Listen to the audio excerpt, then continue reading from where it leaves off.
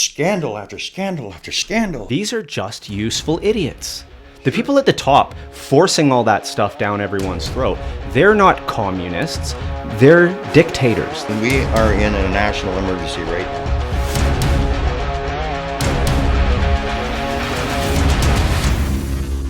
Bring that mic a little closer to your face there. This one here? Yeah. Okay.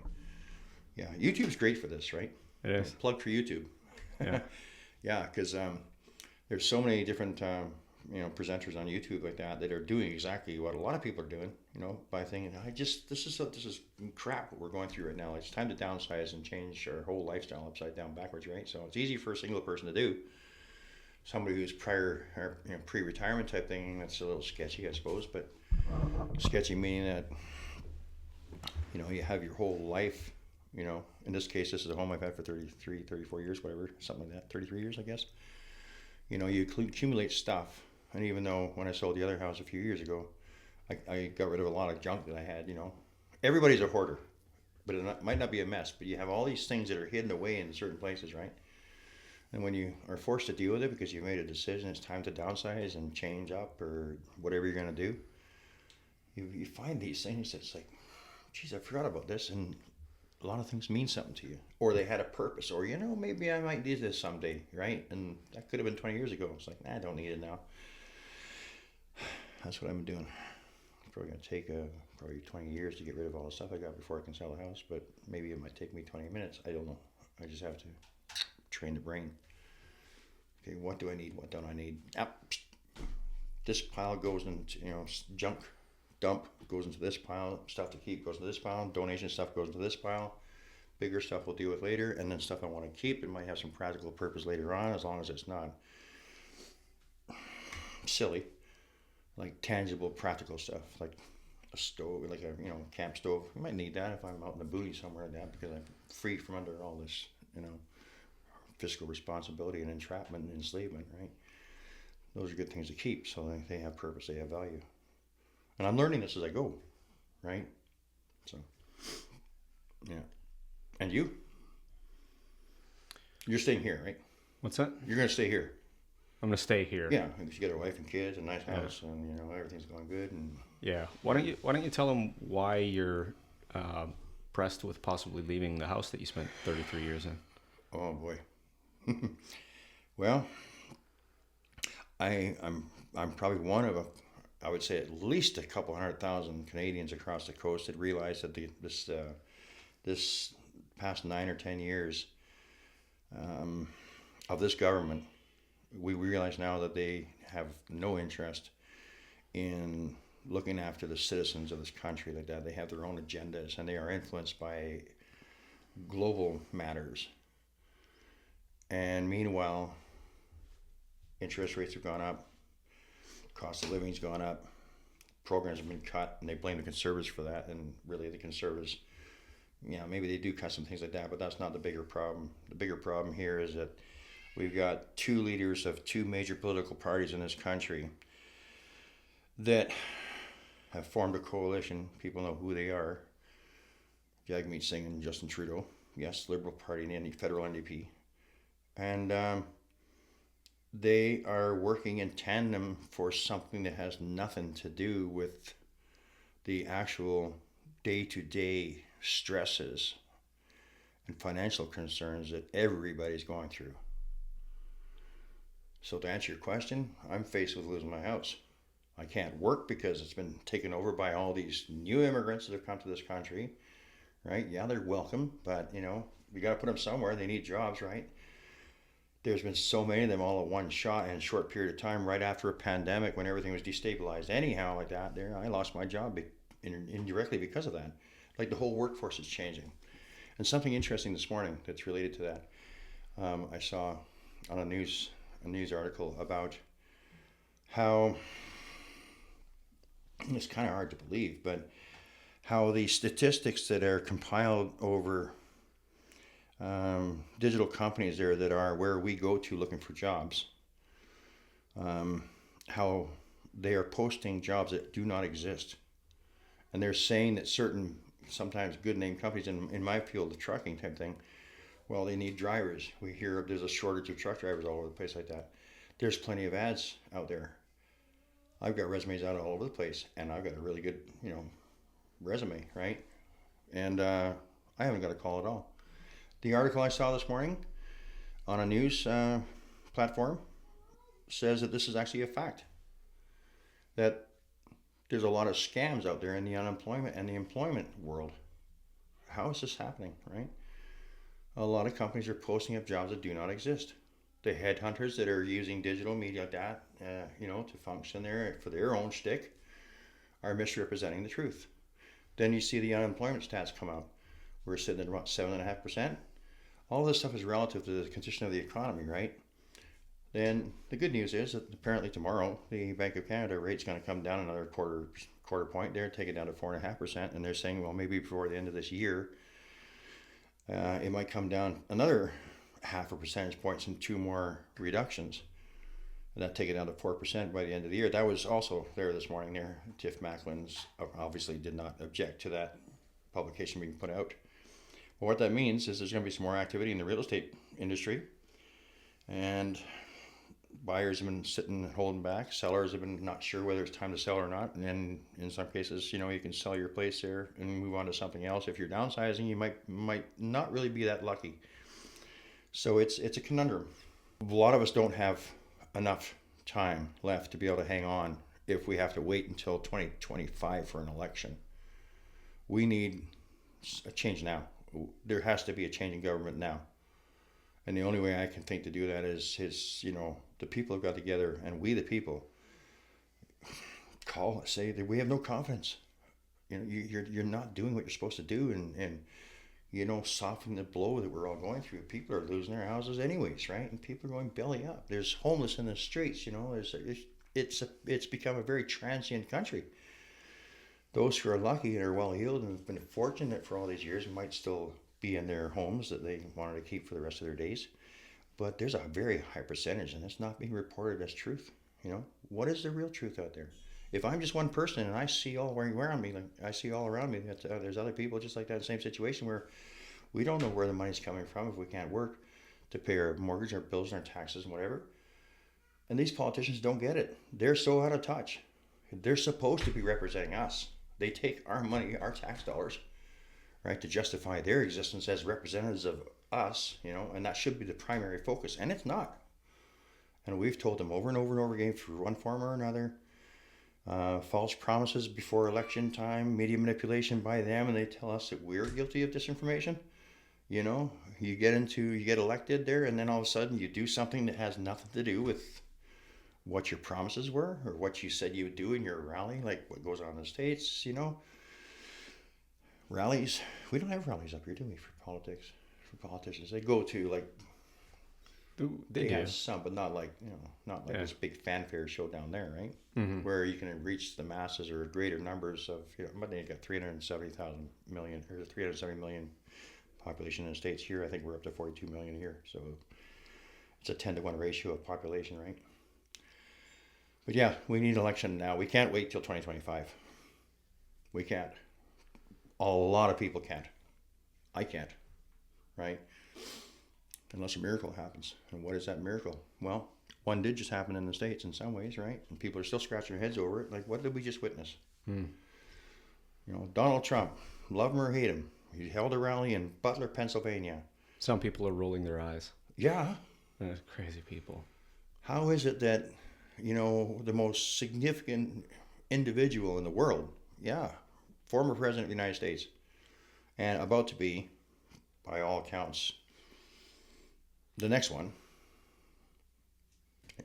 and there's an assassination attempt on him, and the Secret Service screwed up, and that's played out itself yesterday in a congressional hearing, and that minister, I think we were watching a little bit of that, she resigned last night. Yeah, of course she did. Yeah, so just the fact that Donald Trump there escaped an assassination attempt by a quarter of an inch, they say, and it was obvious, changed the whole momentum of the election process in the United States. And a lot of people came out for Trump after that. Absolutely. Those that were sitting on the sidelines, including a whole bunch of Democrats, they've given up. And then isn't it suspicious there? And then Biden backs out. The momentum grows for Trump and the Republicans. Biden had no other choice after the debate, after everything. You know, his cognitive decline. He had to go. I think the Democrats are going to have a tough time doing anything that makes any sense in terms of actually competing with Trump from now on. Yeah, I agree, because they are. Yeah, they thought they can get away with all the little games they've been playing there and using the power and all these cussed little maneuvers there, multiplied by thousands and thousands and thousands of Democrats and their support staff and whatever, and their lobby groups, and doesn't look good, because really it's a fact there that anybody who can be an objective observer from a distance, like we can be in Canada, and I mean, there's a lot of people that are Trump supporters up here. There's a lot of Democrat supporters up here too. They should get a life. Yeah. But, they're the ones that voted for Trudeau and Singh. Didn't they try a vote of no confidence against Trudeau already? Yes. Hey, kudos to Michelle Ferreri from Peterborough, Kawartha Lakes. There, she's one of Pierre Poilievre's. She's a cabinet minister. Yeah, they're the official opposition. Yeah, so she's a member of parliament there, and brave. And she got an online petition going there and got 400,000 signatures for an immediate election, and tabled it in front of the House of Commons there in question period about a month ago, I think, or 5 or 6 weeks ago, and it fell on deaf ears. I mean, yeah, we loved it, right? It's like, hey, somebody's doing something, right? Finally, and it ties in with Pierre Poilievre's message there, the rallies that he holds across the country, but our system is such that even if that is an indication or a barometer or the canary in the coal mine that the people of this country, it's not they want change, they need change, and they need it now, and yet nothing's been done about it. Well, that's structural. That's a systematic problem. We should be able to congregate peacefully, no violence there, and can congregate there. People should stop what they're doing and get together and have neighborhood barbecues and mobilize in some ways in a very easygoing, laid-back, true Canadian polite fashion there, and say, we've had enough. We're all suffering one way or the other. We are talking. The people are speaking, right? We want an election now, not 2025. Oh, sorry, you can't because, it's 4 years. No. That credibility is out the window. In fact, the credibility of the whole government, in my opinion, from my perspective, it is my opinion, and I've probably shared, hey, let us know what you think, people. Their credibility is out the window. Scandal after scandal after scandal after scandal after scandal. How did that benefit us Canadians, right? There is no integrity in our political system right now. Under Trudeau, and then when Singh comes along and they form this coalition like that to keep in power, they have their own agendas. And they're self-serving. I mean, how many times has Singh said, when I'm Prime Minister, well, Pierre Poilievre said, to be fair, says the same thing, when I'm Prime Minister, that's a self-serving statement, right? Why do they need to be the Prime Minister for things to happen that's for the good of the people, economically speaking? Why do our resources need to be somewhat held back there by something called climate change? Yeah, climate change is real. Not necessarily caused by us, the people, so why the hell are we paying for it? Not necessarily bad. No. Climate change is fucking good. Wouldn't you rather live in the tropics? I would. Well, this is tropical right now. I mean, we are living in Florida of the North on the island here, right? So, on BC. But yeah, no, climate change is real for sure, but human cause, us driving cars and trucks there, that's just a ruse to allow this whole concept of electric cars to come in like that. And who's supplying us with those? Kudos to Elon Musk here with Tesla like that. He started the ball rolling there, but now China wants to come and saturate our economy there, and we don't have any manufacturing in our country set up yet, right? It's a little too late. We don't have the infrastructure to support the charging stations there for electric cars. But BYD is sitting there with tens of thousands of them ready to be sold to our market. We don't want them, right? Why? It's a moneymaker for other entities. That kind of comes back full circle to my point, that the politicians in power right now are doing things for these great big corporations and big conglomerates with this new idea under the old green agenda or Agenda 2030. Look what it's doing to our societies, right? Because their focus is on that instead of on the people first. The alliances and the allegiances and the oaths should be sworn towards the people if you're going to be a politician in this country under how it was founded, right? In the United States, they have the U.S. Constitution, right? Declaration of Independence, we have the Charter of Rights and Freedoms. Incidentally, Pierre Trudeau was one of the architects of that. And Brian Peckford, there was a signatory on it as well, right? That was supposed to give us a sense of confidence, knowing that we did have something that's representing that there is a Charter of Rights and Freedoms that we can trust and rely on as Canadian citizens, right? Yet some of those various different categories of it aren't being followed or being totally ignored, right? Yeah, I don't know. It's a mismatch. It's a conundrum. Yeah, freedom of expression, freedom of speech, freedom of expression, freedom of mobility rights. Yeah, I mean, we're a confederation. 1967. We're a confederation of provinces. And the Charter of Rights and Freedoms allows us as citizens here to move between provinces for work, for living. You know, we're supposed to be free to do that. Economically, we can't, right? Because there's so many imbalances in all provinces, right? Like, so it's so darn expensive out here in real estate, and for real estate and rents like that, it's still cheaper in Atlantic Canada, but not by much anymore. It was, 2-3 years ago, you could buy a house, 10 acres of land there somewhere in Nova Scotia, New Brunswick, probably for around 200,000, right? And the same thing out here would be like 800 to $1 million, maybe more. Why is there this imbalance, right? Yeah, it's not. It's nicer over here. Oh yeah, for sure. We're blessed to be out here. I'm blessed to be out here, and I'm grateful that I've been able to be out here for as long as I have been there, and I want to stay, but I don't see it possible right now. Like, I like to know how many other people out there right now are a month away from having to walk away from their houses. You know, I'm hoping for a miracle there. I can probably get by one more month, but after that, it's not looking good. So I might have to sell, more likely. Every day, I'm doing this, right? Do I or do I not? Do I fight, or do I realize that I'm beat? And why should I let them beat me, right? Maybe I should just occupy the house, squat in the house that I paid for 33 years without missing a payment. You want to take it from me? Try. Go ahead. Try. Take me too. Take me with you, right? They say that the banks don't want to inherit defaulted mortgages, right? They don't want to be stuck with it. But what are they going to do about the obligation they still think they're entitled to, right? Financial agreement, the contracts, that we make to a mortgage, to a commitment. Well, if we don't have the means by which to keep going, is that really our fault when the policies of the government in place has not supported the economy the way it should, because they've had their own agendas, these politicians that are in power?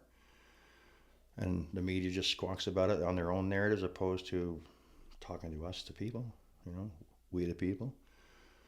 We have to rely on the internet, and the internet journalists there, that they come out and talk to us from time to time. I mean, you can go ahead and be interviewed by somebody when you're just walking downtown somewhere or something like that. That's a good thing. That's a good thing about the internet. Right? It's open season, right? 2 major media outlets, CTV and CBC. Are they going out and talking to the people about the quality of life? And, are you making it? Are you hanging in? Are you losing? Did they go and interview the people on the street there that did have a home, that did have a job, that did have a career, and lost it because they were in fixed incomes, or they had, the companies they worked for, like what I went through too, company goes bankrupt, sorry, we got to let you go. We can't afford to operate anymore. I mean, that happened to me 2.5 years ago. Started this whole downward slide, right? There's tens of thousands, if not hundreds of thousands of us in that same situation there over the past few years. And there has not been anything tangible done by our leadership for us. Just platitudes and false promises and touchy-feely things like, you want to push the dental plan through, or $10 a day childcare? Well, I mean, there's probably a lot of people that have lost their jobs like that now have to stay home there, so they're saving $10 a day looking after their kids, right? Like, they're totally out of touch. We need an election now. Now, call it, people. Call an election. Do we need another freedom convoy or what? How do we get the people to get their message across? I think it's something like this. We need more people to talk like this and be connected. Yeah. We need people to go home at the end of the day after if those that are lucky enough to have jobs, go home at the end of the day, you know, settle yourself down, you know, crack open a beer, sit there and go, "Phew, I survived another day." And then go onto your computer. See who's out there talking in real time, who's talking live. Throw your comments in there, say something. You might be invited to come on screen in a Zoom presentation or a Zoom call like that. Let the host interview you and hear your story. I think actually coming on and speaking, using your voice is important, because I think a lot of people can just type into the internet and it doesn't really make a difference. Because first of all, if you're on the other side of the issue, if you're, you know, left or right, you're only going to see what's on your side. So you're never really judging the balance of the opinion in the country or the. Well, let me ask you. I mean, you've been doing this for a while, off and on there for years. You know this industry, this technology, this podcasting thing. This, you know how to. You understand this. This is kind of neat to me because I'm kind of an older school, right? There was no such thing as a cell phone when I was riding my motorcycle around at 16 years old. Right. Right. You know, we couldn't do that kind of thing. Color TVs were a new thing. Not to date myself, I'm not that old there, but I mean, I've seen the evolution of where we're at now there as a borderline adult from teen years up to where I'm at now there, you know, a couple of years before retirement. And I've been in many places around the world there, and definitely all over these two continents, right? To understand all kinds of different segments of our North American society there, and over in Europe and a couple other places, and the changes are incredible. You know, to be an eyewitness to it. I remember interviews being done for old timers there even 30, 40, 50 years ago. You know, there was no such thing as TVs. I mean, actually, TVs were kind of new even when I was a little kid. And having my parents forced me to sit on their knees and watch CBC. The papers and the radio. Newspapers, you know. Radio, yeah. Tube radio, cathode ray tubes, you know. Yeah, we had some of those. And everything went solid state after that. And then that was the technology that dropped out of sight, you know. Solid state radios, they used to be the size of a pack of cigarettes you can put on your top like that, and a little AM FM dial and that 9-volt battery, right? Yeah. Anybody now that, you know, all this equipment here, could you imagine only 25, 30 years ago that's what we had? A Sony Walkman, hey, plug for Sony. Sony Walkman cassette player. It was the size of one of these, an AM/FM radio with a cassette player, and the front face flipped open like that. Stick your cassette in there, close it there, put your headphones on. Oh yeah, I had that. Yeah. Some of those things are worth a fortune right now if they're in good shape still. Yeah, and now we've got cell phones there that you can plug a set of headphones or iPod, what do you call them, earpods, into your ears like that, and you're listening into full-blown symphonic stereo. Sometimes sounds around in 2 ears type thing there. The technology is incredible there now. But 25 years ago, we had it in our shirt pocket or on our belts. Or They didn't have internet when I was a kid. I saw the internet come on the scene. Yeah, well, they had internet, but the military had it, but it was a different form of internet, right? Yeah. Yeah, but for, you know, to be something that the public had access to like that and could learn as it grew itself. Yeah. So anyways, so it's come to where it's at right now. I don't see any reason why we can't start a trend where, I mean, the podcasting thing in some ways is new. I mean, I've been watching it too because I've had a computer for a few years and I've gotten to know my way around it. And yeah, it's definitely a major, major tool for information there, you know, and you can self-help stuff, DIY stuff there. Yeah, it's full of advertising bullshit, you know, but overall, it's open season. It's available for everybody. All you need is a computer. Yeah, you pay for it, but if you want to know something, you can go on the internet and go find out about something you want to know about, or instantly, there might be a news article there that is of concern, or something just happened, newsflash, breaking news, whatever that doesn't come off of mainstream media, it comes off your computer. If you can go click, I want to see what it's all about. The technology is there. But in the podcast world, there's so many really good podcasters out there and good presenters and influencers on all the different platforms. Can I name them all? No. I'll name a few. And there's some good content out there, but there's an awful lot of garbage, right? In my opinion, some of it just does not interest me. It doesn't mean it's garbage to their group, or their listeners, or their subscribers, or viewership, whatever. But some of it's just, to me, not interesting whatsoever. Mm-hmm. But there's an awful lot of stuff that just captivates me. Every niche is out there, though. Yeah, a lot of people love different things. Yeah, It's universal and it's open season, right? Yeah. That's what's good about it, and that should be kept. And Trudeau wants to go ahead and censor it. Are you nuts? Right? It's free speech. It's Freedom of expression. Freedom of expression. Freedom of everything. You're not God, buddy. You have no right to. So delete that bill. You can't watch news on Facebook. You can't watch news on these big social media platforms because of Trudeau, because of legislation he passed. Well, I'm sure they've got their reasons there, but I sure don't agree with them like that. Facebook's had its problems there as it grows and as it evolves and what have you. Same with Twitter. They're trying to mitigate misinformation.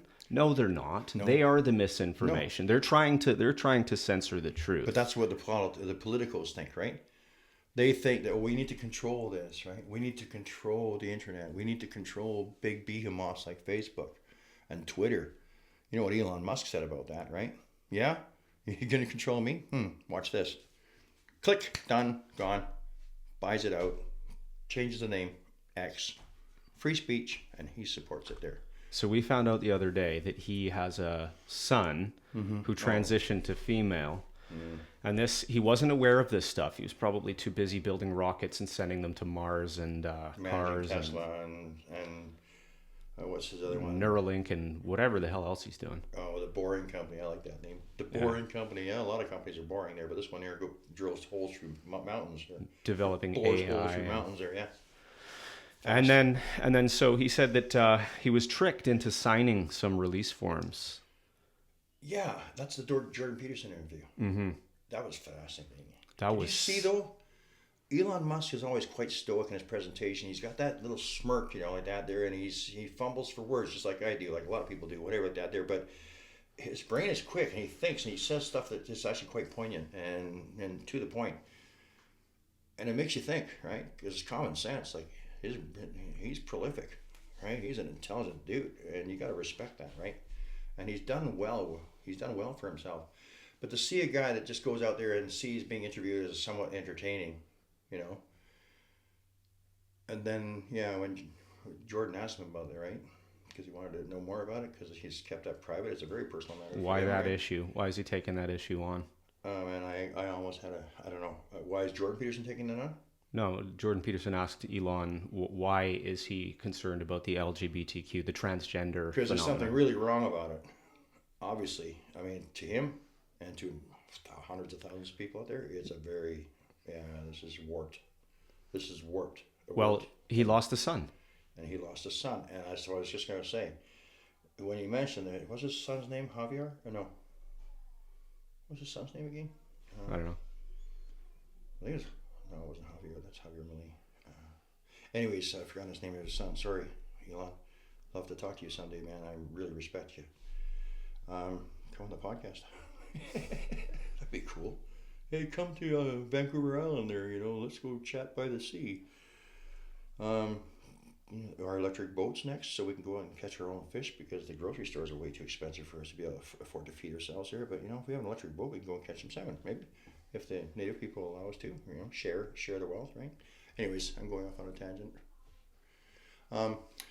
When I saw him stop and pause when he was talking about his son transitioning without his knowledge, and then he said, "I've lost my son," I had a tear in my eye.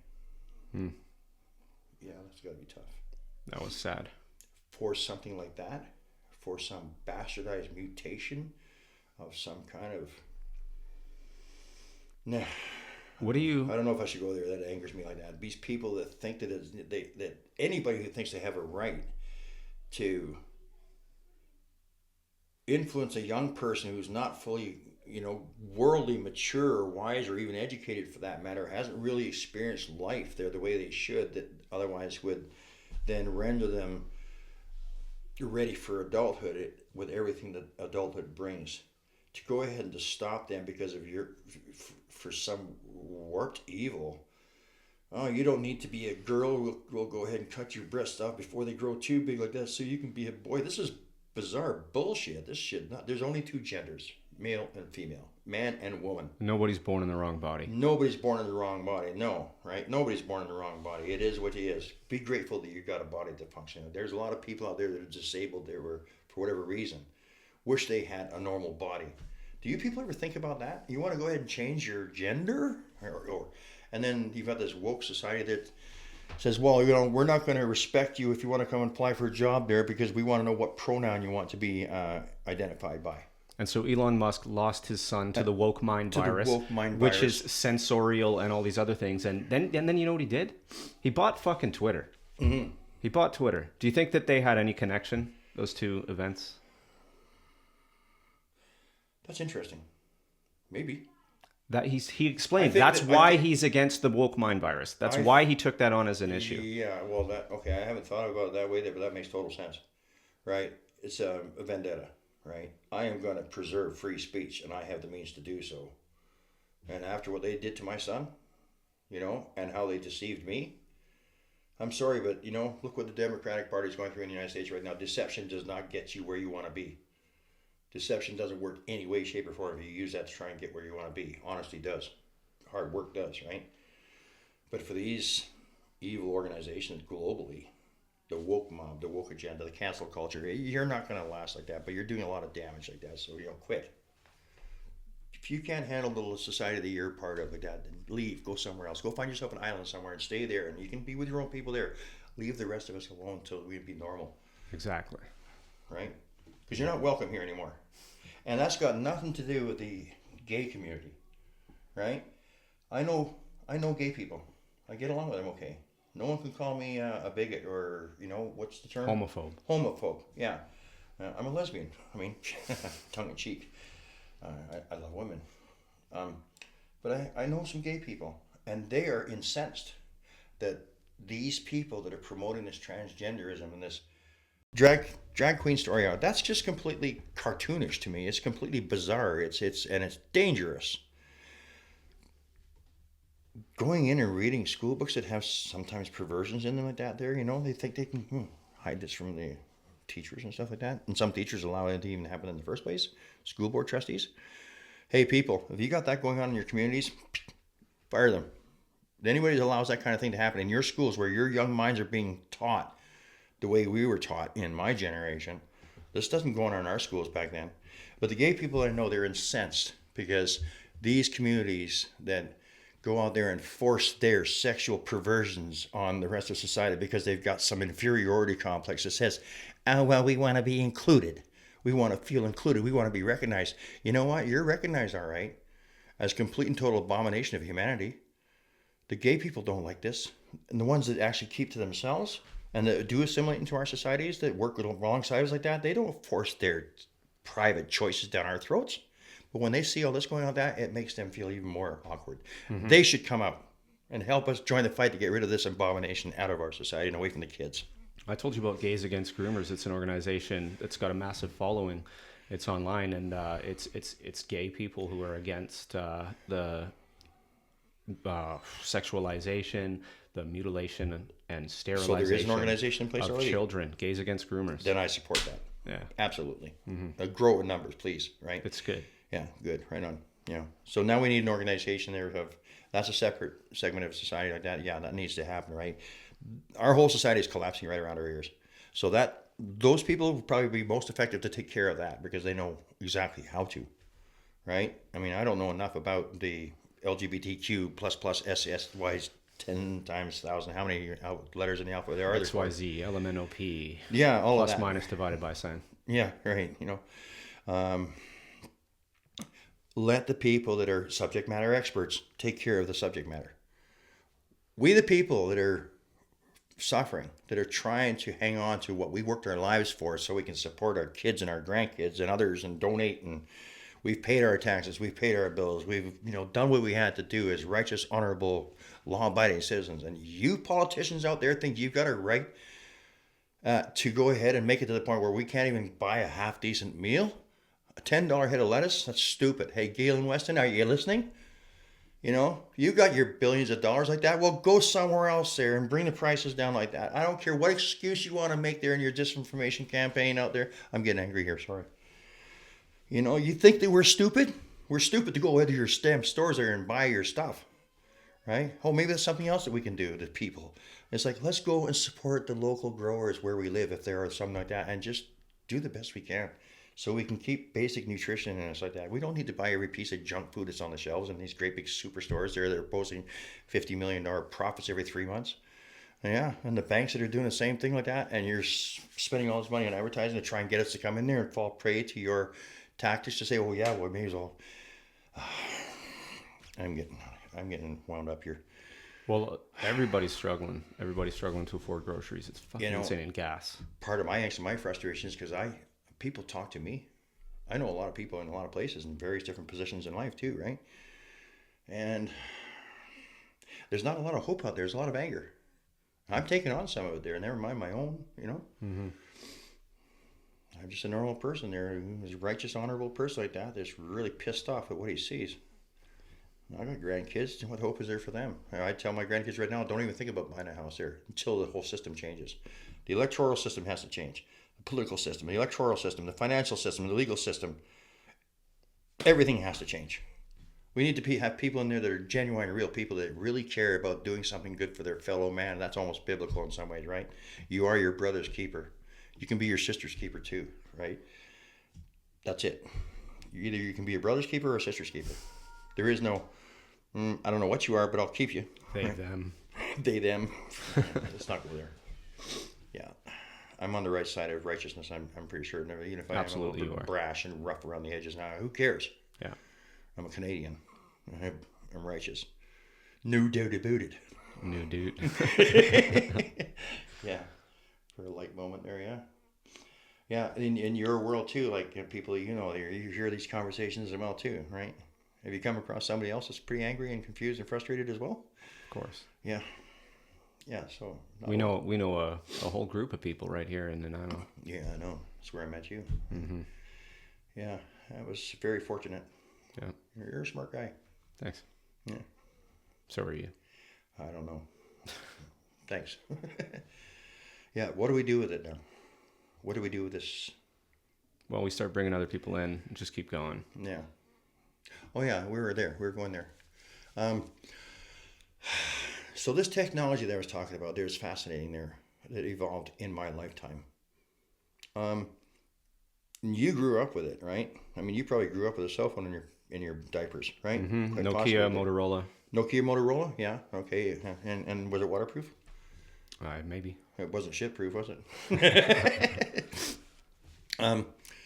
If a whole bunch of us podcasters, I'm not a podcaster. If I could be a podcaster like you are, I'm your guest. But if I became a podcaster there, I would probably want to, once I learn this stuff and how to, the technological side of it, I would like to have like a roundtable discussion, a whole bunch of different Zoom, if you got a few screens in front of you like that, a bunch of Zoom people like that, and you bring people on there, so you're like a group in one, right?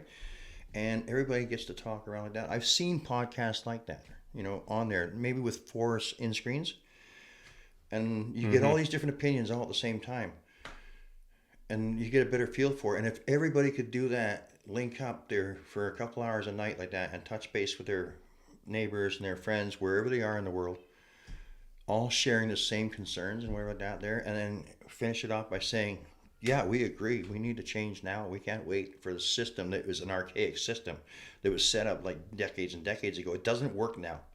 We've got real-time problems that are happening and people are dying because of it every damn day. Mental health is... But the government, but Trudeau and Singh, they just want to throw money at it. Let's throw a few $1 billion at this like that. Yeah? How's that working for everybody? It's not. You know something about that world too, right? Like, how many people out there that would not have had mental health problems there 2 or 3 years ago if it wasn't for the economic wall that they hit. The lockdowns. The pandemic. Don't get me started on that one. Yeah, I thought we got away from that. Oh, there's new COVID, by the way, running around in Australia now, right? They're calling it a new form of COVID-19. Well, then it's COVID 2024, right? Good. Gives me a reason to go places without masks and tell everyone to go fuck themselves. Yeah. Yeah. Yeah, I think now we need to, this is an emergency. This is a national emergency in this country, in my opinion. As a Canadian citizen, we are in a national emergency right now.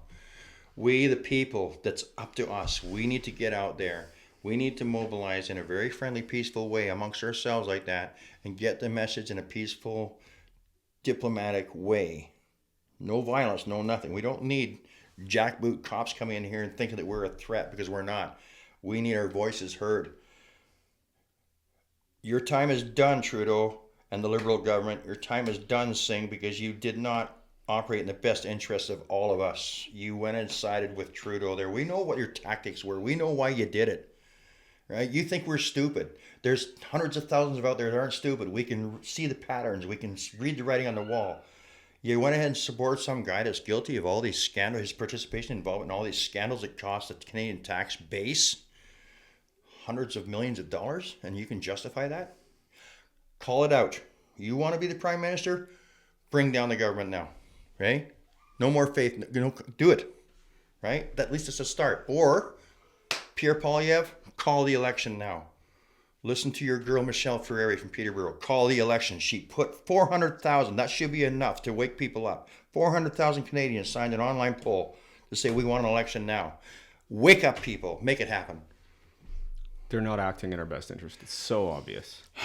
Well, the Conservatives better. I mean, they made it that far. Follow through. Right? Follow through. Follow through with it. You know what? If question period's going to start up, when are they coming back from their summer holiday recess that we're paying for, by the way, while we're suffering? All of them, all parties, the whole system is bogus. It's not the way it used to be, right? How much of that has to do with China having their tentacles in the? Oh boy, in there. Well, that goes back 40 or 50 years. That originated around the time, in the 70s, 80s, like that. Actually, Pierre Elliott Trudeau. He was very, very cozy with China. In a naive way, I would say. He had no idea what the Chinese people are really all about. Not the Chinese people, the Chinese government. At the time there was a small group of people in the Chinese government there, and the Communist Party, CCP, I think they call it now, right? That had this agenda, and they're slow and they're patient. If it takes us 50, 60, 80 years, we want to control the world there because we're smart. We used to have a joke in school. Chinese are the smartest people on the face of the earth. Why? Because they can take a pencil and a paperclip and make a computer out of it. The Chinese are smart people. And they're, for all intents and purposes, the people are good people. But they've got this cancer in their culture, in their government. And they think that they can go ahead and take over the world bit by bit. Well, they've been doing it, right?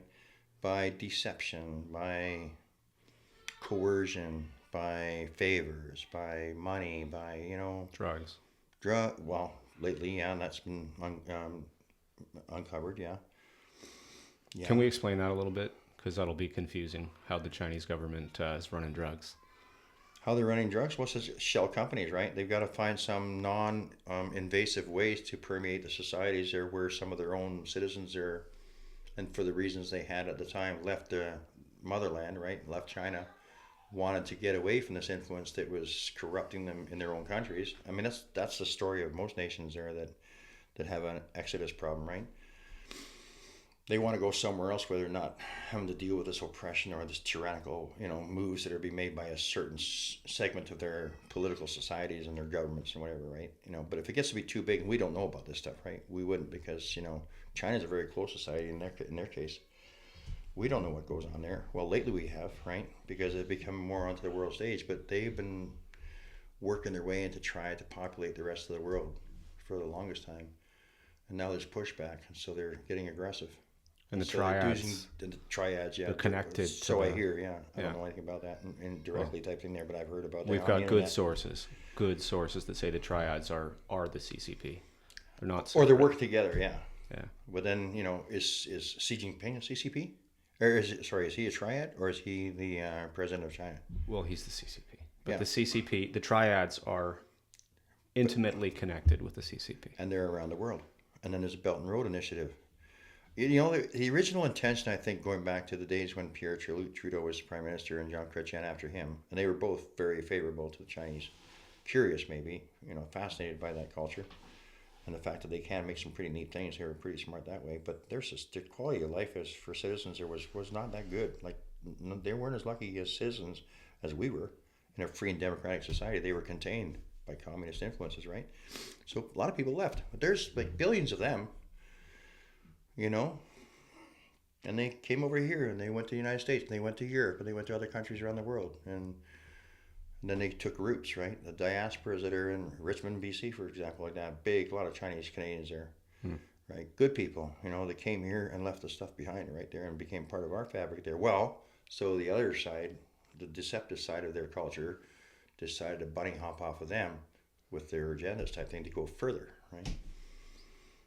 And then everything has just gone crazy since then. The fentanyl crisis there, yeah, they're indirectly responsible for a lot of what's on our streets right now. And what were we hearing about the ports and the companies, the Shell oil companies that own the ports that are shipping in fentanyl? A Chinese, a multi-billionaire like that, has used an English name to deceive... Hutchinson, that's it. Yeah, that bought up a lot of the ports on the west coast of Canada and the United States there, and all the way down South America as well, and parts of Australia, and parts... They're targeting the Western countries is what they're doing.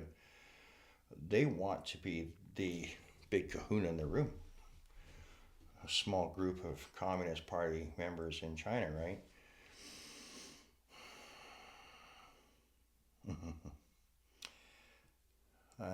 And we open. I'm glad I'm not involved in anything to do with that type thing there, because I would not. This is dangerous for someone to speak out. Like, you know, there have been people that have spoken out about that, and then they've disappeared. Right? I don't want to be one of them, so I don't want to say too much about it. But I can see what's going on, right? Yeah. Yeah, and you know, if they want to be respected, you know, these. Why can't you just copy some of the stuff we've done, like you've done anyways? There, don't steal our technologies there. You know, like they've been accused of. I don't know if that's true or not. Just evolve, like evolve naturally. I think the whole intention behind the original politicians there that were curious about China and decided to build a trade relationship with them, I think they were genuine and naive at the same time, right? Because it doesn't look good right now, you know, how the Pandora's box has opened up and now how we're paying for it as a society, right? Yeah, thank you, China, for making some pretty interesting technologies that we get to use every day type thing there, but that doesn't give you grounds to go ahead and lie and cheat and steal to try to control the world, you know? Be deceptive and fool naive and ignorant people. Be honest. Assimilate into us, you know? Assimilate with us there. Let's just be a team as opposed to thinking that, you know, oh, we do it all. Well, because I understand too that, you know, we don't have some very smart politicians there that are the ones that are in a position to be the ones to negotiate deals that are for the betterment of all societies there, because they're too busy serving themselves, lining their own pockets and being greedy, using the positions they have. And that's... Some people are far gone down the road of being a tyrant. Mm-hmm. Yeah, well, we know who they are. At least according to the news, if the news isn't lying to us. But I would say the news is lying to us all the time. I would rather source out stuff on the internet there and use my own intelligence to figure out that makes sense, that fits the pattern, that makes sense, I'm going to believe that. This is bullshit. This is bullshit, and this is bullshit, and it's a waste of time. All people should think that way. People should be taught to think that way in the schools instead of being taught woke agendas or useless career paths, I guess, you know, that do not fit the modern times that we're in, especially with all the challenges that are out there. They fit a certain agenda, which is the destabilization of our societies. And sure as heck, that's what's happening. Mm-hmm. Yeah, I see it every day. And it needs to be stopped. Yeah, it's got to be stopped, all right. They're not career courses at all, right? Career courses are reading, writing, arithmetic. Career courses when you get into high school are, you know, more advanced courses like, you know, history and geography, mathematics, law in some cases, mathematics, physics. Yeah, advanced mathematics, you know, home economics in some cases. It's good for even men, you know, young men to learn how to run a household type thing, right? So that it's not all on the woman. And right? Engineering and the social sciences, and engineering, they're all social sciences, yeah. They're all useful. Physics, electronics, now social media, right? Finance, that's a big one. Mm-hmm. You know, even in my days in school, they didn't teach finance in my school, you know, in public school and high school in my days, or even at the college levels, unless you take a course in, you know, business administration or something, right? Then you learn a little bit about finance and accounting and bookkeeping and all that. It's so important to have learned that, right? And I'm wondering if that was deliberate, you know, going back decades like that, don't teach kids about finance, about, money and stuff, right? The value of money. Right. My dad taught me a valuable lesson a long time ago. He says, if you count the pennies, the dollars will follow, right? So, which means, like, his approach was, if you save your pennies, then, don't spend them. There was no such thing as pennies anymore, right? And everything's become digital too, but save your money, right? There was no such thing back then at all. And it's not that long ago. I mean, I'm not that old, right? But do you think that there was no such thing as reliance on credit cards and debt and interest rates and, get money from a bank like that there, get a loan from a bank there, and, you pay interest for that loan like that, so the bank gets the money back plus a little bit extra for giving it to you. I mean, that on the face of it, it's very simplistic there, and it's okay. But the banks have gotten greedy over time and manipulated that, because all of a sudden society really went in that direction, right? If you don't have enough money because you don't paid enough there at the job that you're doing, well, yeah, you can just go to a bank there and say, "Hey, I'd like a loan. I want to buy this car for a couple of grand, or a motorcycle, or a snowmobile, or whatever," right? Mortgage. What's a mortgage? We don't know what a mortgage is. And, back in the day when I was in high school, and they didn't teach us what mortgages were. I learned that from, my best friend's parents, right? They told me everything I need to know about the value of money, how to make it work for you, simple investment strategies, the value of being organized with your money. Yes, you got bills to pay like that, but if you make $100 a week, save 10 of it at least, if not 25 if you can, and use the rest of it to buy the food you need, the clothes you need, whatever you need, put gas in your vehicle, because back then gas was like 25 cents a gallon. Can you believe that? When I first started driving, yeah, maybe 25 cents a gallon to put gas in my car, my little 67 Volkswagen. When I just turned 16, then I got a Gran Torino, so it needed a little bit more gas, but either way. They don't teach that stuff at all in schools, and they haven't. Like, how come they didn't start that a long time ago? What kind of mess are people in now because they didn't learn basic finances, because it was never taught, right? So we've been learning that on the fly as a society in my generation, right? All the way through up until now. And some people haven't even learned yet. I still, I'm okay in some ways there. I did okay with my life there, but I had to learn, made some mistakes and stuff. I got bailed out by my mother one time like that, but that's the lesson that I learned from it, right? Don't rely on other people. I'm responsible for my own finances, and everybody else is too. But when the banks, like they have done, credit agencies, whatever that, have just taken over, and they've just gone ahead and manipulated and deceived and whatever, and people are in debt like crazy now. The value of building credit worthiness by starting out simply, like I did back then, is that when you really need, to get cash somewhere because you don't have it in your pocket, or you didn't get paid because the company went belly up, or you lost your job or whatever, and the banks aren't going to, and the utility companies, they're not going to show any mercy when you need to pay your bills. They want that money right then and there. So, well, okay, I'll put it on credit there, and maybe hopefully next month I'll be in a better situation like that. I'll pay it back, right? Keeps me going without having to be turfed out in the street because I couldn't pay my bills, or I couldn't pay my rent, or I couldn't pay my mortgage. We weren't taught about the cost and effect of all this stuff. You learn it now. But now the whole country's in debt. The government's in debt. The government's put us in debt, right? They didn't learn either, right? Anyways, back to the whole thing with the school situation. Schools... It's schools, it's the whole thing. Like, we need change. We need to stop all of these radical agendas from infiltrating every aspect of our society. Agreed. The radical agendas are more prevalent now, but the agendas prior to the radical agendas coming in, whatever time frame you want to, allocate for that phenomenon, the agendas there all of a sudden became that of what the politicians wanted there once they got elected and became in positions of power. And also, same thing with bank managers. All of a sudden they realize, hey, we can line our own pockets by what we do and how we perform because we got in on the inside, right? But why Marxism? Why stuff that is actually antithetical to the fundamentals of business? Well, capitalism is good, and making a profit for hard work is good, and investment strategies is good because it's based on honesty, should be, right? But when they start to corrupt that and gain profits by manipulation and deception, that's when it's a problem. What I'm talking about is the DEI hiring policies that they're all doing are anti-meritocratic. That's favoritism, right? That's pigeonholing a That's certain group. that's prejudice. Well, it is prejudice, yeah. Yeah. It's also exploitation, isn't it? You're exploiting a special interest group or a special group in society type thing there and giving them favorable. What are you giving them favorable recognition for? There, for whose purpose, right?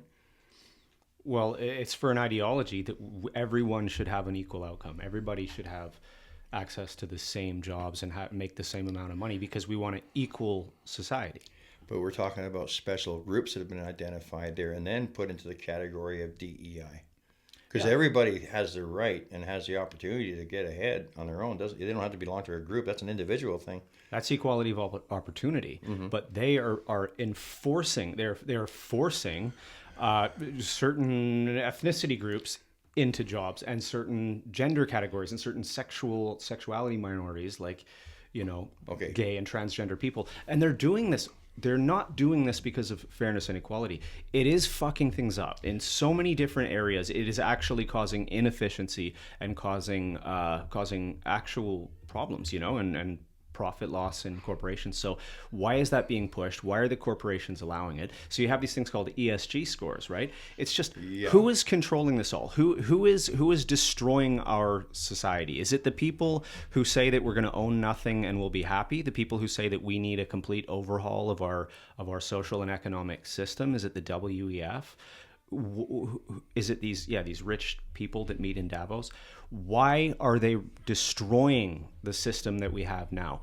Is it the same reason they destroyed the societies that existed before communism took over in Russia and China and all of these, the Eastern Bloc and countries in Asia, and tried to take over everywhere in North America, in Africa? Is it the same thing? It is the same thing, but why? And the only thing that I can think of is that it's because the people behind it, the people pushing communism into our society, they want total control. They want to be the totalitarian. It's their agenda. Rulers of you and me. It's their agenda. It's theirs. They think they have a right to formulate their own little secret societies to control the rest of the world. Yeah. And it's a contagious ideology. And the people in the universities and the people who go out into HR departments and enforce DEI policies, these are just useful idiots. Sure. The people at the top forcing all that stuff down everyone's throat, they're not communists.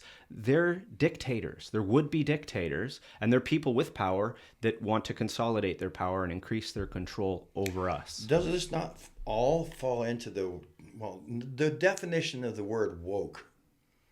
On the surface of it now, we attach woke to all these self-righteous groups within the universities here or in our societies here, where it's a group of people or even individuals that think that their shit don't stink and they have a right to control what you think and what you do to appease them, right?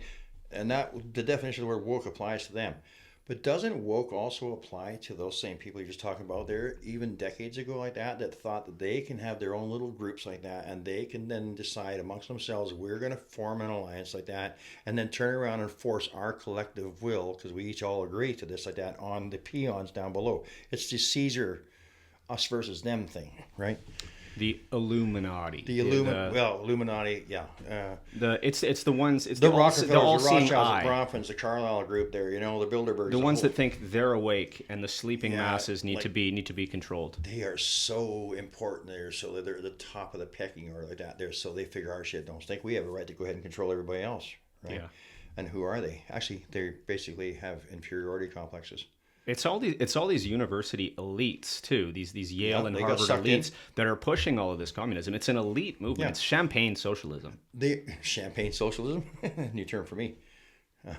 Champagne socialism to me is everybody has a bottle and a wine glass around, just sitting around there being goofy type thing there, and that's socializing there with champagne. Anyways, you get a bunch of people together that just think that they can control a bunch of other people. They can't do it because they know how to do it. It's all manipulation, greed, deception, all these bad characteristics of what a true human being should be, right? And it's just gone unchecked. It's gone unchecked. Why? I think ordinary people don't realize that they're being had when they're being had. It's as old as time. Pink Floyd had a song out there in the 70s, right? Called Us and Them. That's what it was talking about. I think Canadians are slower to act because we're a polite society. And we're also too damn busy working to put food on the table and put the money in the bank and pay the mortgage like that and to pay our taxes and whatever like that, and then repeat the next day. And they don't want to rock the boat. They don't want to the discuss boat. politics and religion. They just want to have peace. And there's nothing wrong with wanting peace. But when you have people who are at war, who are waging a war against you, you have to stand up. Wasn't what I said to you before like that? It's like we need to put a stop to all this bullshit right now. I mean, it's really complicated there, but there are so many different levels like that. There, we could be here for a week to talk about every little iota of what's wrong with our society type thing and why people are suffering. It's usually because of the actions of some entitled human beings or groups, whatever, at a higher level than our caste, right? And that's why people need to wake up and recognize this is really what's going on. If you want to elevate yourself from the borderlines of poverty type thing, then you need to get out there and fight and quit being so goddamn polite, right? But do it peacefully. Do it democratically, right? Call them out. Don't be afraid to, right? I would. I do. We're the true north, strong and free, and we stand on guard for thee. Right. And that means recognizing where the threats come from within, which is corruption in the mindset of those that we elected and put in the positions of power. And what was I talking about earlier, right? We've got enemies here and we've got enemies externally, right? We have our government is now our enemy. Justin Trudeau and is they're our our enemy. own people, right? That's long before the borders are becoming wide open type thing. When there are other people came in from other countries like that. China is our enemy. China's for sure our enemy. Not the Chinese people necessarily on a no, one-on-one the Chinese basis, government. Right? Chinese government for sure, because it's an ideology that is completely antithetical to freedom and democracy. And any country that stands for freedom and democracy, yeah, communism, whether it's Chinese or whether it's Russian or whether it's Vietnamese, any or totalitarian whoever, ideology. totalitarian ideology, yeah, or religion whose belief system and tenets are different from ours, right? Judeo-Christian philosophies, right? But who are we to say that we're right? If it's totalitarian, if it's violent and expansionary and intolerant of others, yeah, we're all basically, we're supposed to be the most intelligent beings on Earth, and it doesn't matter what color we are, from where we come from, there, what we believe in, type thing. And just as DNA humans, we're supposed to be. We're sure not acting that way, right? Globally.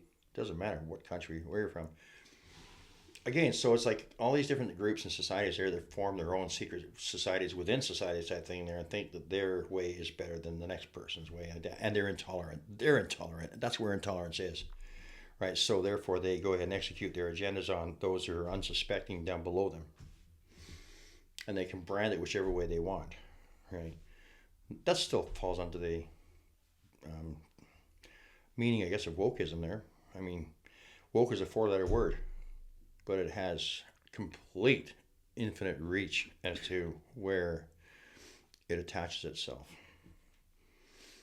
I see the totalitarian impulse within the woke ideology itself. It's very much about controlling others speech for their benefit, canceling others if they're not on your side. If they say anything that you disagree with, you can take them right off social media, because all of these platforms, these major tech platforms, are have a woke agenda, and so that's why they've been censoring right-wing content. And promoting left-wing. Do you think that X has that same thing now, No, or it used doesn't. to? Not X. It So used to. that's that's why Elon Musk fired a tremendous amount of people. because I think Twitter was completely permeated by corruption. It was corrupt mindsets. They all were. That's why Elon Musk had to do something. Took Elon Musk there to be brave enough and courageous enough, and with the power, he recognized it. I got to do something. To me, like, he did something good for mankind. He's a hero. He recognized. Yeah, he's a hero for sure. He's a Tony Stark style hero. Yeah, in I real don't know life. who Tony Stark is there, but I think that Elon Musk should be nominated for the Nobel Peace Prize. Yeah, because take it or leave it there. Think what you like about Elon Musk there, whether you have misgivings about him or not. He comes across to a majority of the world as he's got our interests at heart there, and he's just using the resources he's got, which is way out there from what we ever thought we could even imagine would be existing in our time. And he's actually managed it there for good in some cases, right? Even the whole idea with Tesla, electric cars. Well, yeah, he's got his own vested interest in doing this, but there is a beneficial aspect. or a beneficial component to having electric vehicles like that. Except the technology hasn't come far enough yet. There, if the grid can't support it, you know, then it's not necessarily market viable yet, right? Because there's a lot of people that have, you know, in good faith, they decide to get involved in this, you know, but there's problems, right? But it's part of the learning curve, right? The grid sure as heck is not going to be able to support the way it is. Everybody having an electric vehicle by 2030, not a chance, right? We're borrowing electricity from other suppliers right now. They're extra geographic suppliers of power, right? Just to meet the needs that we need now. And we're having a hot summer right there, and the air conditioners are running full tilt, right? So, and the grid's hasn't been. Again, this is the responsibility of the politicians and the various different affiliated groups that are supposedly managed by our political bodies. You know, Minister of Industry is supposed to be looking after that kind of stuff too, right? Make sure that the power grid is progressive, keeps up to date with the needs of the growing population. That's not been done, obviously. I mean, we're on a bit of an edge right now too. I mean, we still have power, right? So, but they're predicting, and somebody ought to listen to these people there, that we're going to have some serious problems. We're going to have a lot more brownouts or whatever like that. If we fast tracked all this electric car stuff into the picture, yeah, we're going to have some serious problems before the system's ready for it, the grid's ready for it. I was going to go somewhere with that. There's more. If you think about the amount of energy that goes into making an electric vehicle and batteries and mining lithium for the batteries here, and it doesn't matter who's doing it, it's way more than the amount of pollution that's allegedly going out of the existing vehicles that we drive around there, oil and gas, right? That's another story, you know. Go off on a tangent there for that. Be here for a week. But yeah, in Canada's got the cleanest oil and gas technology, you know, to export around the world there. But there's this mentality, this attitude, back to the wokeism again. Oh, the Green New Deal, the climate agenda, the climate change, like that. It's being weaponized there by these special interest groups that are up in that woke matrix, without very good foresight as to, you know, how it's supposed to be laid out, or is it really going to make a difference? They've got plans. They're not. They're not just winging it. They know what they're doing. But you were asking before, like, why do these people do this, right? Control. No, I think it's because it's control. Yeah, for sure. I think these are a collection of individuals that all have the same condition. They don't feel important, right? For whatever reason. Mm-hmm. They may be traumatized, right? This is interesting. This can go full circle on all kinds of topics and cover a whole whack of them, right? Mm-hmm. These are people that individually don't feel important, so they have to align themselves with others that don't feel important. And now you get a few of them together, they feel important, right? They feed off each other. But they have to have a central goal, right? And their central goal is, well, I'll show you, so let's go ahead and prove how we're going to show you. We're going to do this, and you've got no choice in the matter, right? Control, power and control. We want the power, we want the control, because we don't feel good about ourselves. We don't think we have enough power. But as a group, we sure do.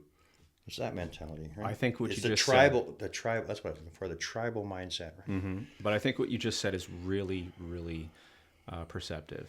And that's that these people, these are damaged people, these politicians, that they feel the need to constantly get their affirmation from without. They're narcissistic, and yeah, they're damaged. They're weak.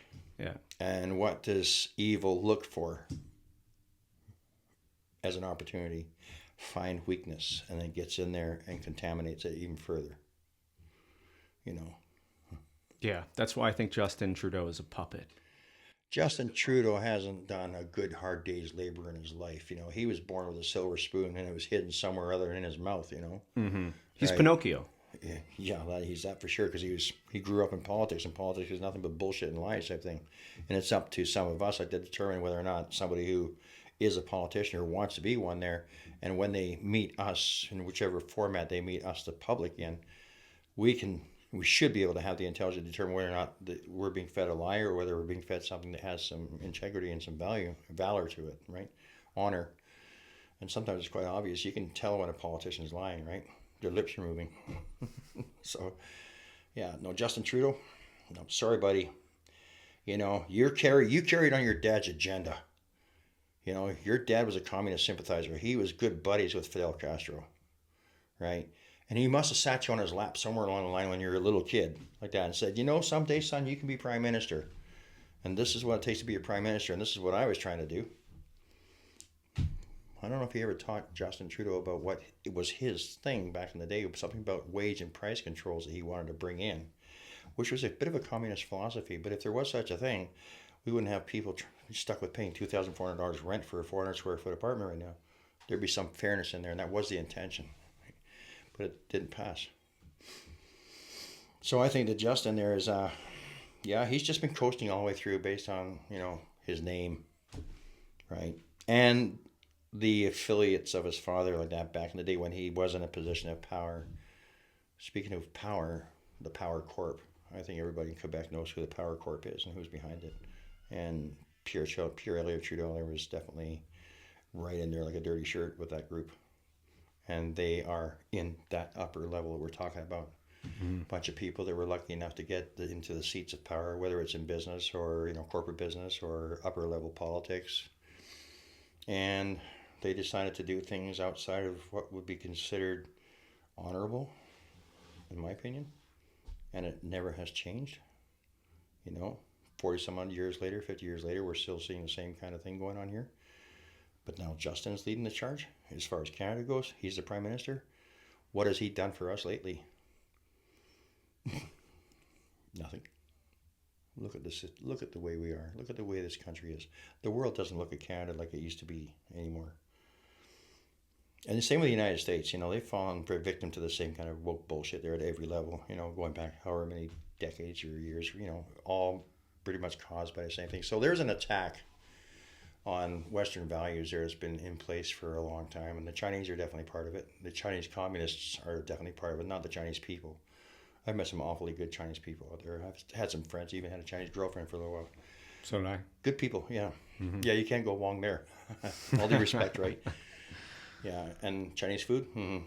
Yeah, I was a real buffet fan for the longest time there. So just because of what's been in the media and all these investigations that are out there that you can not necessarily find on conventional media, although some of it's out there, right? You know, the influence on our politics. You have to judge people individually. You don't judge them as a group, right? One-on-one basis, yeah. Yeah, exactly. That's fair. That's fair. But this group mentality, for the wrong reasons, antithetical to those people that are feeding and supporting that group, that's got to stop. That's got to be recognized and stop. We, the people, are responsible for that. We need to wake up and quit believing everything we see and everything we hear, right? Start asking questions. I remember a bumper sticker on cars a long time ago, question authority. How many people do that?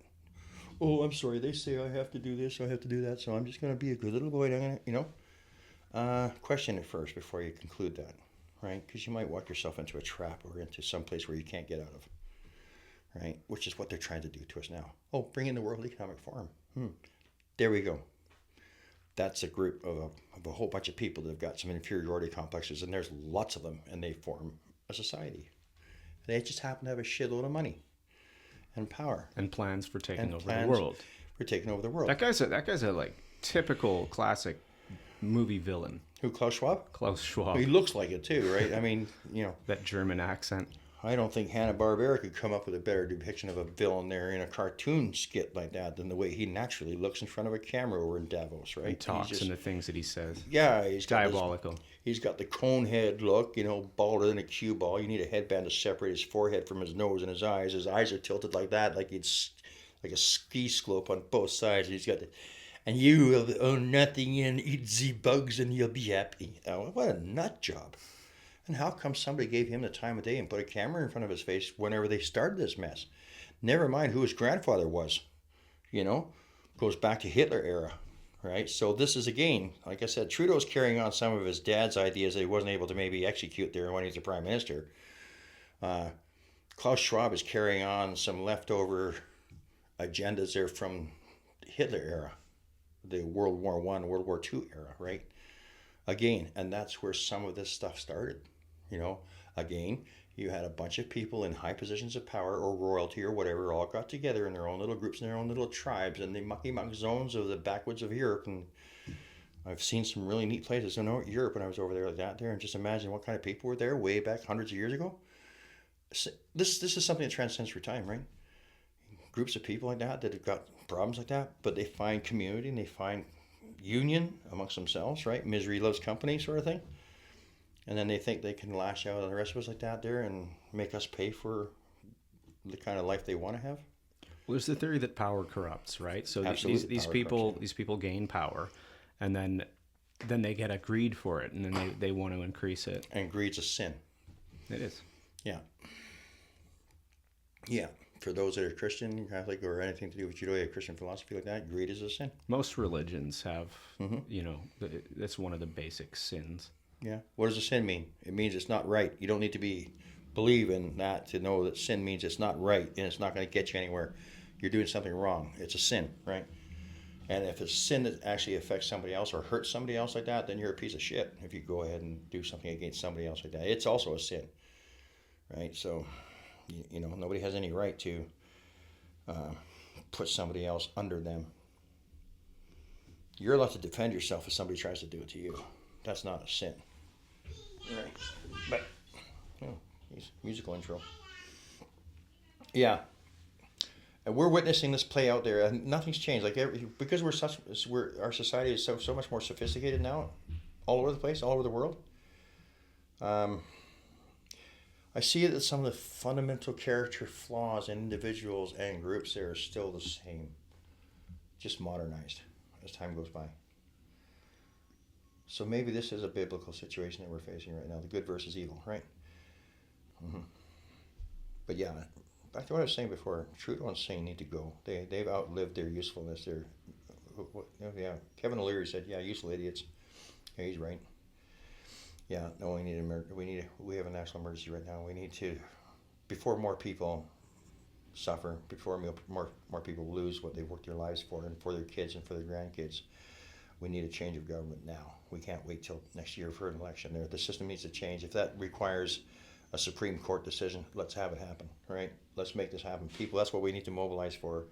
We need to wake up the Supreme Court. We need to wake up the judiciary in this country like that to realize that we've got a political group, a political elite, self-made or otherwise, or self-described or otherwise there, that are ruining the basic intent or the basic fundamental value of what it is to be Canadian and what this country represents as an extension of the British Commonwealth, but now an independent sovereign nation.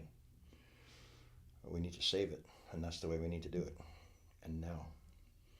And maybe then we can show some leadership like we used to other struggling Western democracies like that and say, well, Canada did it. And let's bring the freedom convoy back into it. Look at the impact that had in the world, right? It was Canadian-made solution to a problem. We inspired the whole world with that. Yeah, why can't we do it again by calling out, we the people, let's call out, let's demand an election now, not December, like as soon as possible. Yeah, there needs to be a little bit of time for the right powers to get in place like that for the best interests of all of us. Now, no violence. Maybe a little bit of, I'm just not going to go to work today. Well, that's okay. I've got enough. I got a paycheck last week there. I'm sorry. I'm sick. I'm going to use my sick days like that. I'm not going to go to work because if I go to work, I'm going to generate income. And out of that income is going to go income tax. It's going to go to the government. And what are they going to do with it? Give it to Ukraine, give it to their friends, whatever, line their pockets there, come up with some kind of excuse. No. If you don't give them the money by doing what you're supposed to do, like we've been brainwashed into thinking was right, which it was for a while, but not anymore. If they don't have the money to play, then they can't play. Because we don't have the money to eat or keeping a roof over our heads now because of them. We entrusted them with our votes to be in power and to manage us and to put us first, and their things, if we agree, can be secondary to that. They didn't do that. So we need to take back our country. We the people, every damn one of us, all generations. Yes, we do. Yeah. And the younger generations that are out there all over the internet like that going, geez, we're really upset. We're not ever going to be able to own a home. I'll tell you all right now you're not missing much, right? I mean, I want to hang on to my home myself, but I wouldn't go into this environment right now and buy a house there and commit to $700,000 for a cardboard box. Are you kidding me? And then to pay all the taxes and the upkeep and the work you got to do. When you're a homeowner, it costs you money. There is some truth to the theory that if you're a renter, it's the landlord's responsibility when things can break and they need to be repaired. But if you're a homeowner, it's on you. And you still have to pay the bank. And you still have to pay this municipality you live in there in property taxes. And after a while, you wake up and smell the coffee and realize, holy shit, this is expensive, right? The only positive gain you get from being a homeowner and paying a mortgage there, and if you're lucky enough to pay it off before all shit hits the fan like that, you build equity. It's like having a bank account, like having a savings account. You know, if things go okay in the term of your life that you do that, play by the rules, then you can retire there, you cash in your chips and go. It's like a poker game, right? If you play your hands right, know when to hold them, know when to pull them, play your hands right, you might win the pot. It doesn't happen for everybody, though. And when you've got people that are corrupt all to hell, that are running your government like that, they're not setting the conditions right so that you can play the game properly, everybody's a loser. Does that kind of sum up a crazy attitude? You know? Yeah, I think that's a good wrap for the day. I'm not crazy, but yeah, I'm getting there. Yeah. Yeah. Mm-hmm. We have lots to talk about. Yeah, more I get comfortable with this like that, the more eloquent I might become there. You're doing good. This is kind of unloading. Yeah, this is like venting. A lot of people. But you imagine how many other people out there are feeling the same way, though? Yeah. I've met them. Like, you know, every week I go see these groups and these meetings like that. They need to be able to connect. So we need to connect them all. Like, and not everybody can go to the same place, the same, you know, whatever. But what was I saying earlier on? About, can we do this using this technology? Mm-hmm. You know, create a network of encourage people to do it. A podcast team that can actually spread out there and unite right across the country like that. Everybody should start raising their voices. We encourage everybody to do this. But here's the question: how do they do it? How do they all reach out to us? But how do they speak with one? How do they all speak out with one voice in unison at exactly the same time, where they're heard? Well, it needs to be organized. And this is where you start. Another freedom, another freedom convoy? It's a good idea. It's a good idea. It worked the first time. Stop the pandemic. Single-handedly. Could you imagine in the summertime with all the wildfires going on right now there, you get like a couple 100,000 vehicles going from coast to coast and getting all together like that and demanding an immediate election? We need to do that in Canada there because right now it's hardwired to, you know, occur next year. I think October 19th of next year, 2025. Oh, we're not even gonna have a country left by then. We'll be lucky if we make it the next 2 months. It's interesting because the United States, their election's coming up November 5th, and it looks like Trump's gonna take over, and we don't know what the outcome's gonna be. There's all kinds of differing opinions out there as to what this is gonna mean to Canada, but it's being talked about right now because of what just happened in the past week or two. But Trump being a capitalist there and benefiting from capitalism and the freedom of the United States, and we're not that, hey people, we're not that far off from the United States, you know. Don't get overly patriotic to think that Canada is different than the United States. Yeah, they've got their problems, they've got their arrogance and so on and so forth, but we've got ours too, right? So big deal. We're very similar countries. We've got the longest border in the world undefended, right? We cooperate with each other. We have been for decades. I've got blood relatives there. They're American citizens in my family, right? A few of them. 1, 2, 3, 4, 5. 4 cousins and my brother. Yeah, so, and I like the United States there. And there's a lot of good people down there. And there's a lot of heavily misguided people. And yeah, they got guns. They got a problem. But maybe that's what's held them from collapsing. Held them off from collapsing too, just because the fact that people can defend themselves down there. We're sitting ducks up here.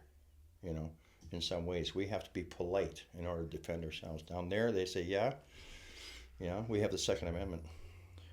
They wrote that into their constitution from their charter. The War of 1812? Because as a defense against tyranny. Yeah. And I think that it's worked. Mm-hmm. I think that the United States is a tremendous force. I think it's the greatest force in this world against tyranny. And I think it's largely to do with the right to bear arms. I think it is too. I was wrong with 1812. I think it was 1776 is when the Declaration of Independence was written. Am I right about that? Do you remember? Yeah, I think so. I mean, I'm not American. I don't know everything about it there. I can name off a few politicians there and a few of the former presidents there, but and when they served. But yeah, I mean, they went through this experiment. We're a little bit behind. It's been a bit of a joke for a long time. But Canada's usually a couple years behind the United States here. Well, if that's any indication of where we're headed, then we need to do something now, right? And then if we succeed at it there, let's help our American cousins apart like that, because Canada and the United States together, that's a force that can't be argued with any other, including China. It can't. That, you know, that's a good offset to Russia, China, and Iran, and whatever they're talking about now, right? The BRICS nations like that. You get two peaceful, formally successful, free and democratic nations with the resources we've collectively got. There's not a country in the world that can hold a candle to us. And if we all operate on the same play sheet there to cooperate with each other, love each other, care about each other like that, and help each other survive this planet while it goes through the transitions it's going through, then we've actually solved a lot of problems. Yeah. And that's what we need to do. And we need to start somewhere, because the alternative is nowhere. I agree completely. We're out of time again, but I think we're going to do this a lot. Okay. I think we got a Yeah, lot cool. to say. Okay. Yeah, man. Thank you. All right. See you next time.